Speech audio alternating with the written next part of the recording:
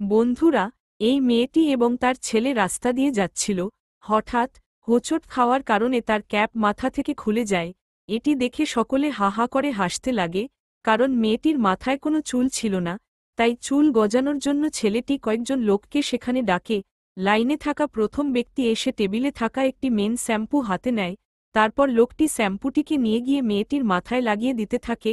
কিছুক্ষণ পরে মেয়েটির মাথা ভালোভাবে ঝর্ণার পানি দিয়ে ধুয়ে দেয়, সাথে সাথেই মেয়েটির মাথায় লাল রঙের চুল গজিয়ে ওঠে, যেটি দেখার পর ছেলেটি অনেক খুশি হয়ে যায়। ছেলেটি এবার লাইনে থাকা দ্বিতীয় ব্যক্তিকেও সেখানে আসতে বলে। দ্বিতীয় নাম্বার ব্যক্তি এসেই টেবিলে থাকা একটি কালো শ্যাম্পু হাতে নেয় এবং মেয়েটির কাছে চলে যায়।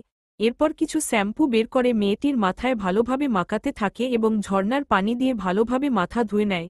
কিন্তু এবার তার মাথায় ভালো চুল না গজিয়ে টাকলাদের মতো চুল গজায়, যেটা দেখার পর সকলে হা হা করে হাসতে থাকে এবং সেও সেখানে ফেল হয়ে যায়।